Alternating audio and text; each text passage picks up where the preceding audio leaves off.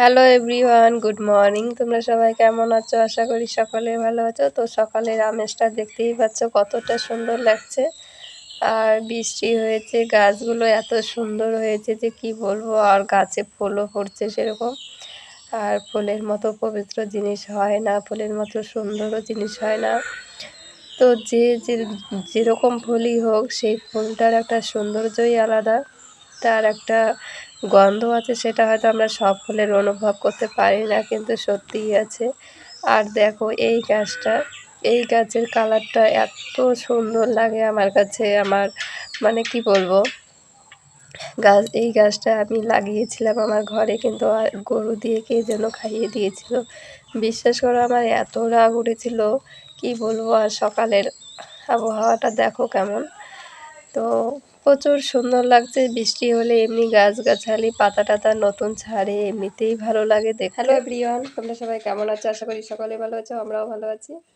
তো কি বলবো, এখন দুপুর, এখনও স্নান টান করিনি। তো স্কুল থেকে আসবে এখন, ওকে নিয়েই একবারে চান করব। তো রান্নাবান্না সকালে করেছিলাম, এখন আর করিনি। তো কি বলবো, বলার মতো সেরকম কিছুই নেই, কাজও সেরকম নেই যে কাজ দেখাবো কি করবো, তাই সকাল থেকে ব্লগও করিনি।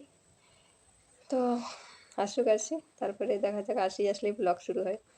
কারণ ওর কথা, ও যে সব কথা বলে, ওই সব কথা আমার কাছে খুবই ভালো লাগে, আর সেটাই আমি তোমাদের কাছে শেয়ার করি। তো চলো ও আসুক, তারপরে আবার ব্লগ শুরু করবো। টাটা।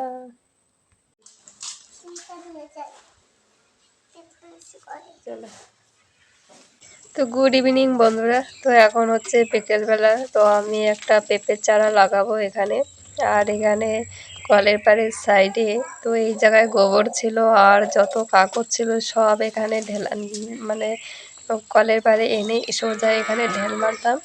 তো এখানে জমতে জমতে অনেক কাগজ জমেছে। যখন গোবরটা সরিয়েছি তখন তো প্রচুর বেরিয়েছে। আর এখন দেখো মাটির নিচ থেকে বস্তা বেরোচ্ছে, প্লাস্টিক বেরোচ্ছে।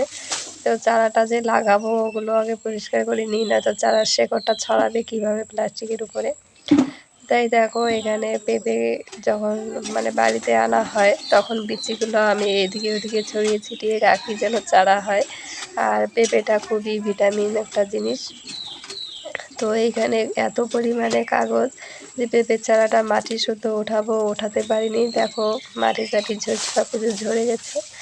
আর লাগাচ্ছি কারণ পেঁপেটা গ্যাসেরও খুব উপকারী।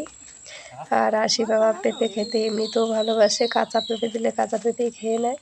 তাই আরও লাগাচ্ছি, পেঁপে চারাটাও সুন্দর হয়েছে। তো এখানে না মানে হাত দিতে কেমন লাগছে, কারণ কলের পাড়ের সাইডে তো আর এত নোংরা মানে কাগজ টাগজ এখানে জমে আছে। তাই আমি পাশনিটা দিয়ে আর কি মাটি দিয়ে দিচ্ছি গোড়ায়। জানি না কেমন হবে, হয়তো তোমরাও দেখলে খারাপ বলবে যে খেতে পারবে অথচ হাত দিতে পারবে না, কিন্তু সত্যি কেমন লাগছে তাই হাতটা দিতে পারিনি। তো চলো পরে কথা বলছি। তো বন্ধুরা, চারাটা লাগানো হয়ে গিয়েছে। তো দাঁড়াও, তোমাদের সঙ্গে একটু শেয়ার করছি।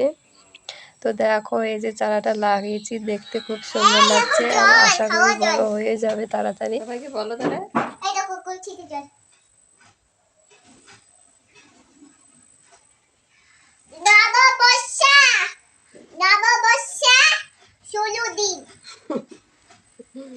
নববর্ষ, শুভ নববর্ষ।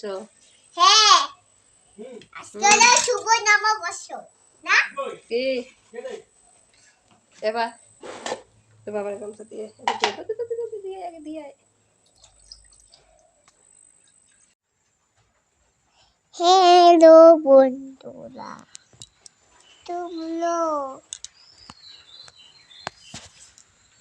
শুভ সন্ধ্যা বন্ধুরা। তো এখন সন্ধ্যে 6:30 বাজে।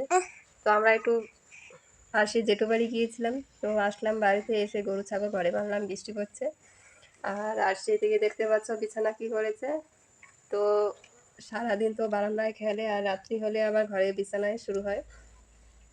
ওকে বললেও ও বিছানা থেকে এখন নামবে না। দেখো